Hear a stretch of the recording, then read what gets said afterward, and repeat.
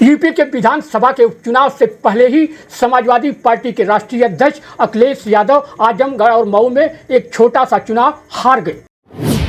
उनके प्रत्याशियों ने नामांकन तक नहीं कर पाए। बीजेपी के प्रत्याशी निर्विरोध चुनाव जीत गए। आजमगढ़ और मऊ में चीनी मिल के उपसभापति और डायरेक्टर के चुनाव में बीजेपी ने बाजी मार लिया। हालांकि मऊ जिले में सपा के विधायक सुधाकर सिंह और सपा सांसद राजीव राय पार्टी के प्रत्याशी को जिताने के लिए प्रशासन से भी भिड़ गए थे। मऊ जिले में अखिलेश के विधायकों और सांसदों ने प्रशासन के खिलाफ अंतिम दम तक लड़ाई लड़ी।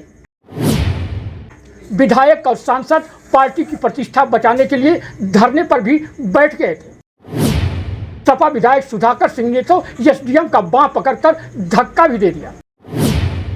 विधायक सुधाकर सिंह एसडीएम को उनकी गाड़ी में बैठाया और धमकाया, मुंह पर उंगली रखकर चुप रहने की हिदायत भी दे डाली। विधायक सुधाकर सिंह का यह वीडियो भी तेजी से सोशल मीडिया पर वायरल हो रहा है।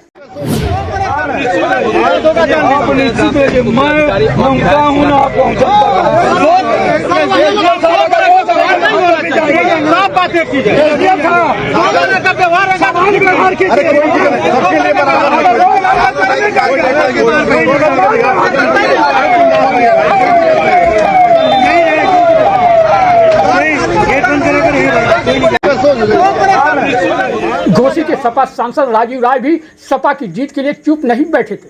वे भी कार्यकर्ताओं के साथ धरने पर बैठे थे। सपा सांसद राजीव राय ने कहा कि इस चुनाव में लोकतंत्र की हत्या की गई है। सत्ता पक्ष के लोगों ने छोटे से चुनाव में बहुत ही गंदा खेल खेला है।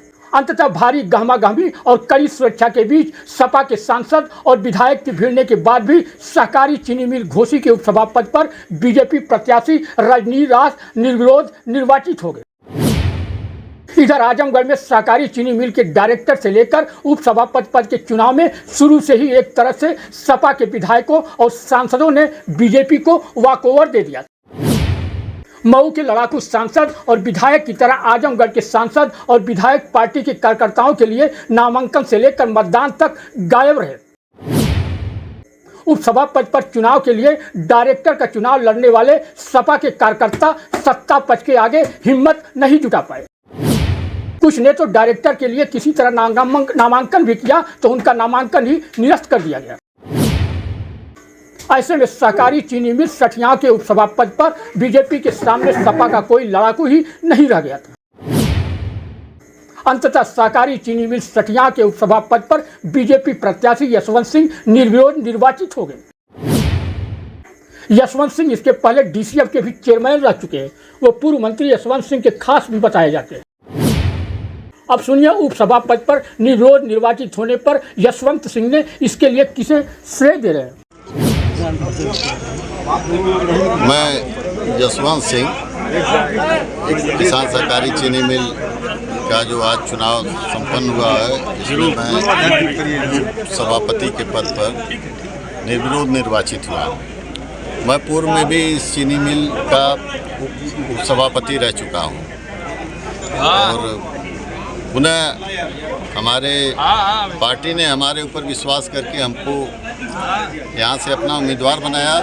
मैं पार्टी के तमाम बड़े और नेतृत्व को, हमारे बड़े भाई ऋषिकांत राय जी, हमारे आदरणीय कृष्णपाल जी, हमारे बड़े भाई जयनाथ जी और हम लोगों के बड़े भाई पिता तुल्य प्रेम प्रकाश राय जी जो पूरा अध्यक्ष रहे हैं, तमाम ऐसे लोग, इतने लोगों का स्नेह मिला, आशीर्वाद मिला है। और ये आप जैसा कि देख रहे हैं, ये हमारे किसान भाई आप लोगों के ही सहयोग से मुझे इस पद पर आसीन होने का समय मिला है। अपनी जीत का श्रेय किसको देना चाहेंगे?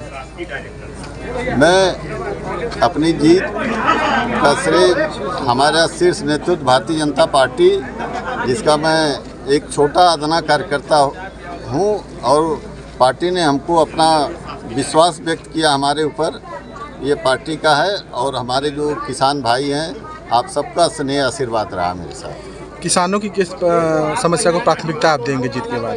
देखिए, हमारी सरकार ने करीब 7-8 वर्ष पहले इस चीनी मिल का उद्घाटन किया। यह अनवरत कार्य कर रही थी। बीच में 2-3 वर्ष हमारा बोर्ड नहीं रहा है, लेकिन मैं किसानों की समस्याओं को, जैसे उनके गन्ने का उचित मूल्य समय पर, जो गन्ने मूल्य का भुगतान हो जाए, किसानों के गन्ने की सप्लाई समय पर हो जाए, ताकि किसान अपना गन्ना काट करके गेहूँ बो सके। हमारे यहाँ छोटे छोटे किसान हैं, उन सारे किसानों की जो भी समस्याएं हैं और मिल